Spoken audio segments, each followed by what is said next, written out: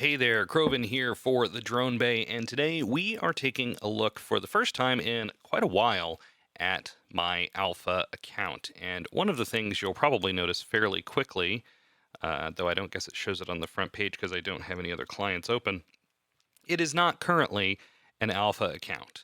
And the reason for that is part of the challenge I set for myself was what can I do with a new account that doesn't have access to the resources of my other characters? So the billions of ISK that I have on other accounts, and standings and all that stuff. I'm cut off from that, but otherwise I'm allowing myself, well, with the exception of skins, I did allow myself to send myself skins. Um, but I can have access to anything else that another new bro could have, basically. And this week, that included, and I don't know if it'll even show up if I open the nest now, but you'll see that it's not there, I suppose, a free week of Omega.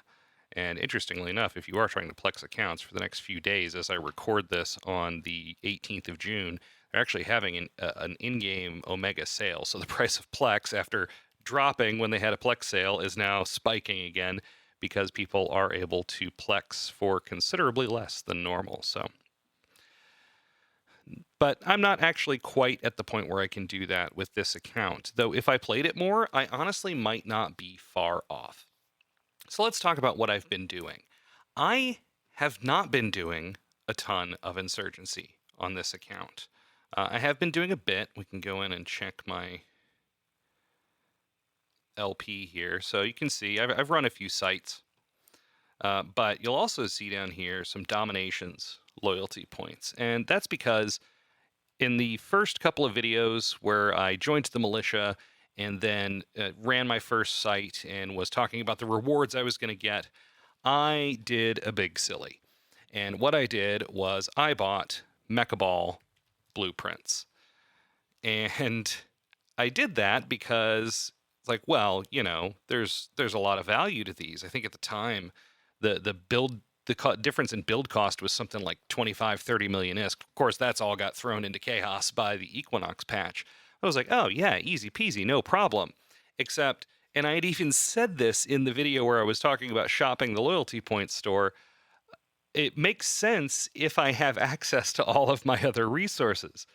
But in this case, I very much did not.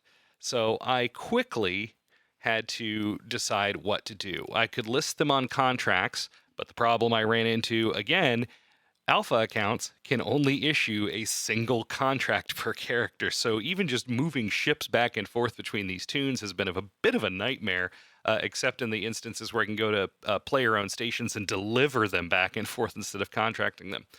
Instead, what I decided to do was grind up the ISK to build a Mecha Ball. Then I would sell the Mecha Ball to a buy order, because even then the profit was good. Use the proceeds from that to buy the materials to build the second Mecha Ball, rinse and repeat. So here's how I went about that. I did a couple of things. The main focus for the first part of this little adventure was on Floki here. And I will say that yes, I have been rewatching Vikings, as some of the names might indicate here. But, starting in Minotaur space was already a bit of a disadvantage for a lot of reasons. I'm restricted in space I can go to being in the Angel Militia. But of the options to go into Angel's Militia, Minotaur might be the worst. Because this character can't go into high sec in his home region. His home region sucks for markets. And I could get him to Jita if I wanted to, but the problem is there's still going to be war targets all over the place on between where I am in Jita in all likelihood, especially potentially Amar militia folks, stuff like that. So yeah, the while it's not as bad as the Garistas, there are some risks, and cutting myself off and having my other characters kind of locked to the Minmatar markets made it a real problem for a lot of reasons. So, and there you can see the little Omega. It doesn't say when it ends, but it ends in just a little under 7 days. And as a result, I already claimed all the skill points and things they gave us. I haven't claimed the Skinner stuff yet. But then here's where we're at skill points wise. I've kept the training, the actual training time exclusively on Floki here, and I've used most of the redeemable skill points, both from the Capsuleer Day login and from the Equinox launch login. I've used most of those on him. He's pushing up to close to 3 million now, and I still haven't really felt comfortable putting him in PvP. Now that I'm at a pretty comfortable spot ISK wise. I'll probably start doing that, getting him out there in some thrashers for fit for PvP and that sort of thing. I probably will need to train up a little bit. Well, no, I've got propulsion jamming 3, so that's not too bad, because you do want some capacitor use advantages there. I'd probably be using meta modules anyway, so I don't need to take it high enough for Tech 2. But anyway, so I pretty quickly realized I needed to use the other 2 characters on this account. So, meet Andric. Andric was kind of my starter on this, on trying to actually farm up some ISK by doing his career agent missions. And then I did that for Freya as well, as we'll see here shortly. So, kind of got me some seed ISK, and then he's been hanging out in high sec. He's also got Minotaur skills, so at least when it comes to frigates and destroyers, he can either put things in the wreath that he got for his career missions, or he can physically get in and fly at least the smaller stuff around. I have also actually done a little bit of mining with him. One thing I discovered, because I have never really done a ton of mining, but it's potentially really great information for a new character, is that there's a certain type of ore anomaly. And there's maybe I'll pop in some video of me doing this over the top, because I did take some. But as you're going through looking for ore anomalies, if you filter by high sec, and then look specifically for 0.5 systems that border low sec. So I know Ossiger is one of them, because I found one in there not long ago.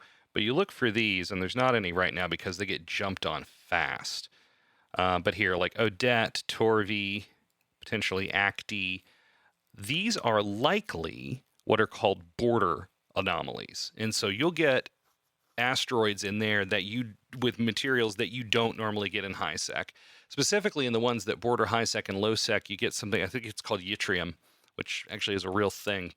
Or no, ytterbium is a real thing. I think yttrium is as well. Anyway, maybe this is ytterium, something, slightly different. Anyway, it's full of isogen, which is very valuable at the moment. So you can actually, even in a venture with, very minimal skills, I think I was doing it for a while, even without using the exploration or the industrialist career thing.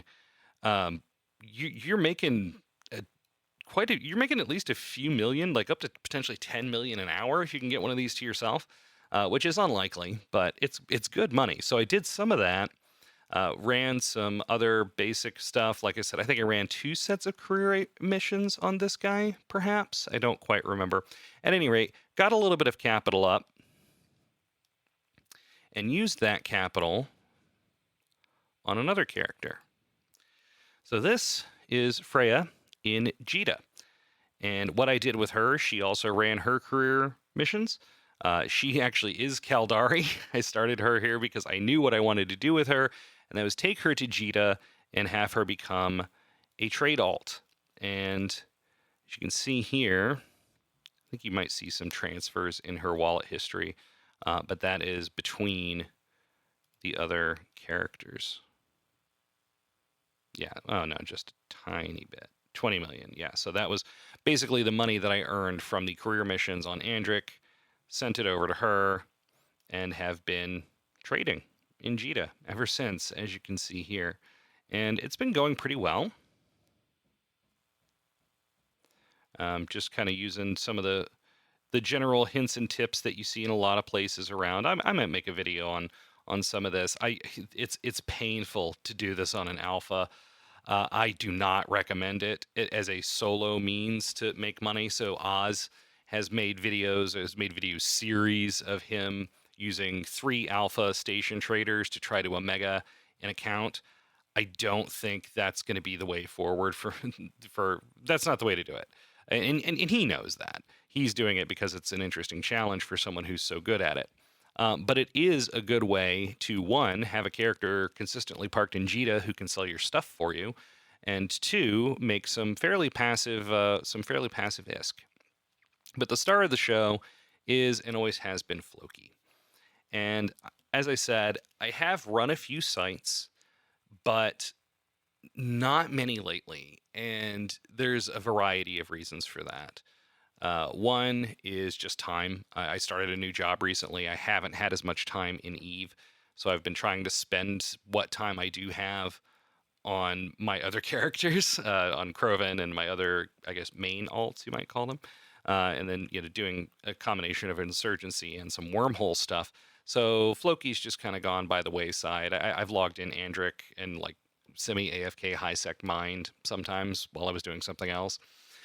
But otherwise, there hasn't been a lot going on. And part of it, too, is sort of bleed over of frustration I've had over the state of Insurgency while playing on Crovan, because I have been running sites and doing things on Crovan with the Guristas.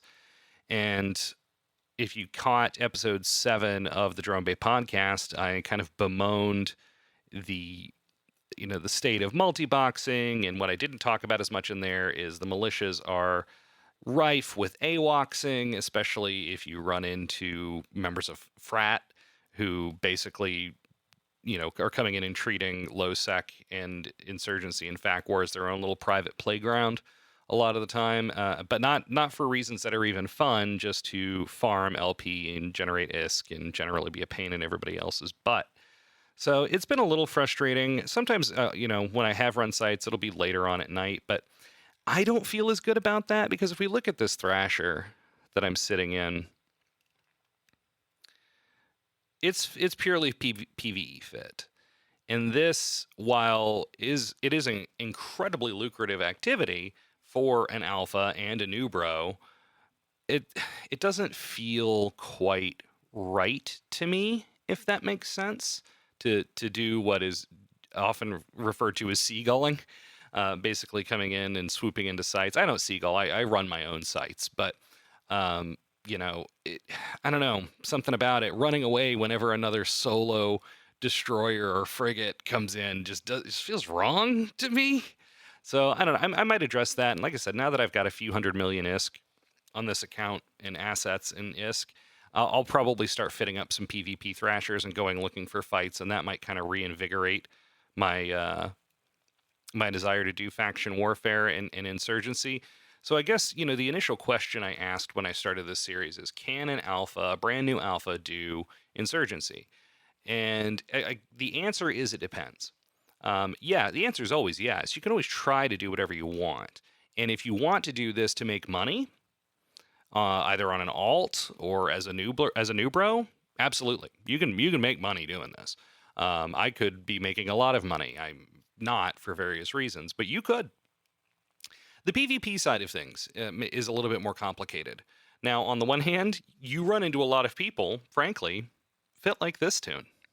So if you're able to get the drop on somebody, the other day I got the drop on somebody with Crovan, flying my Catalyst Navy, came in and on a couple of Algoses, and then not long before that, a couple of Coraxes. They were semi-AFK. And, I just ripped right through them. So you could catch people like that and absolutely kill them. But outside of that, it's a little bit more difficult to get into PvP with Insurgency, I think, than traditional faction warfare. Now, you can always go into the traditional faction warfare sites, but that feels kind of weird too, because then you don't have the prospect of making money. But I guess if I were going out purely for PvP and wanted to go out in a Rifter or a Firetail or something, I could just go sit in a Minmatar militia or a Mar militia small site and do that and just wait for somebody to come in. So there are options, and I think I might explore that later on, because low skill PvP is something that I do find potentially interesting. So I just wanted to make this video because I know it's been a long time since I did one as part of this series, and I wanted to update folks as to where I'm at. Haven't been nearly as active as maybe I would like to be on this account, but I have been doing things here and there, specifically things that I can do kind of semi-passive in the background to make ISK. Oh, I completely forgot something else, which you probably noticed if you saw Freya's item hanger. She had a Cinnaball blueprint in there because one of the things I did do, and I do have plenty of footage of this, so hopefully I'm putting it up now, is between insurgencies, one of the times I went out to Curse and ran low-level Angels missions, and got high enough standings to do the Angel Epic Arc, Angel Sound, and then I did the Angel Epic Arc, and I did all of that in a Rifter and a Thrasher. So you can absolutely the level twos. I was able to do level twos in this Thrasher, in fact, or a Thrasher fit identically, basically. Out in Curse, it was very empty. It's decent ISK, but not as good as Faction Warfare, but arguably safer because there were fewer people out there. And then I did the entire Angel Epic Arc in a Tech 1 Fit Rifter. And actually, this tune may not have access to that Rifter. But I wanted to mention that Rifter specifically because it was gifted by Mike Azariah of the Magic School Bus. And we talked about Magic School Bus on an episode of the Drone Bay podcast, but I haven't talked about it as part of this series. So the Magic School Bus is a really cool thing. It's this guy, Mike, he's been on the CSM in the past. He might be now, but what he does, here, we'll pull him up here. What he does is he literally drives a bowhead, which if you're not familiar, a bowhead is a freighter specifically designed to carry ships that have already been fit. Normally, if you're hauling a ship, it's got to be repackaged. But a bowhead is made to carry around ships that already have all their modules on them, and basically high-end modules in his case. So what he does is he goes to every one of the school systems where you get your career missions, and he parks in the school station, announces himself in local multiple times, and says, "Hey, if you want a free ship, all you got to do is dock and say something in local."